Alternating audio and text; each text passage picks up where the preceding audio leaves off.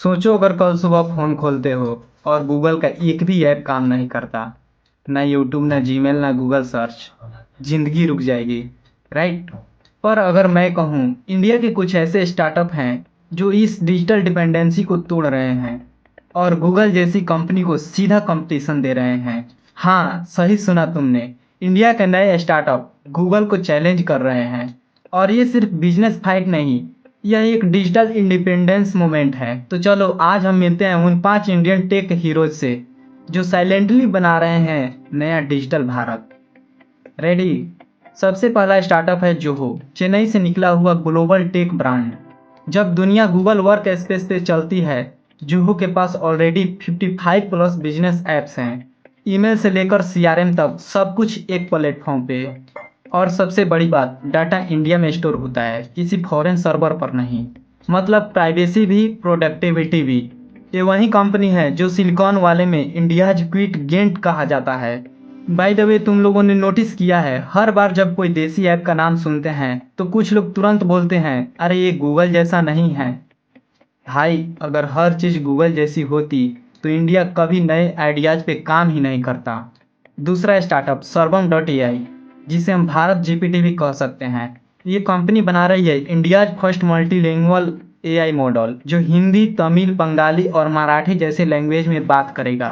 Google का bird या Gemini सिर्फ ट्रांसलेट देते हैं, पर सर्वम का एआई लैंग्वेज समझाता है। इमेजिन एक एआई जो आपके एसेंट, आपके टोन, आपकी इमोशंस को समझ सके। स्कैरी, एक्साइटिंग दोनों।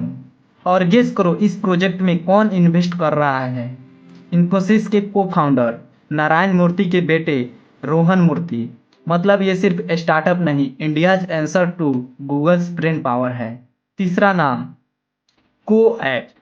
जब ट्विटर ने इंडिया में कंट्रोवर्सी बैन्स और पॉलिसी फाइट देखे, को ने बोला हम अपनी भाषा में बात करेंगे। अब 10 प्लस रीजनल लैंग्वेज में एक्टिव है और गवर्नमेंट डिपार्टमेंट्स भी यूज करते हैं। और सबसे पावरफुल चीज़, अपना सर्वर, अपनी डाटा पॉलिसी। ये सिर्फ सोशल मीडिया नहीं, एक मूवमेंट है। Vocal for local digital addition. वैसे ऑनेस्टली को का लोगो देखकर मुझे पहली बार लगा ये एंग्री बर्ड का भाई है, पर फंक्शनली सॉलिड ऐप। चौथा स्टार्टअप ब्रेवली.ai, ये बेंगलुरु का एक सर्च इंजन है जो ये ऐसे पर्सनलाइज्ड रिजल्ट देता है। गूगल सर्च आपको मिलियंस ऑफ लिंक्स देता है, ब्रेवली आपको एग्जैक्ट आंसर देता है और रीजनल कॉन्टेक्स्ट में। जैसे आप लिखो बेस्ट कैफे नियर मी तो गूगल ग्लोबल रिव्यू दिखाता है, ब्रेवली लोकल देसी टेस्ट के कैफेज। ये इंडिया के लिए बना, दुनिया के लिए रेडी। और लास्ट इंडिया मेल। हाँ, आज भी हम जीमेल पर डिपेंड है, पर ये स्टार्टअप सिंपल आइडिया लेके आया। Why can't India's own their own mail server? India mail allow करता है यूजर्स को अपना डोमेन और मेल होस्ट करने का। Indian server, Indian policy. ये स्मॉल इनिशिएटिव एक बड़े डिजिटल रिवोल्यूशन का पार्ट है।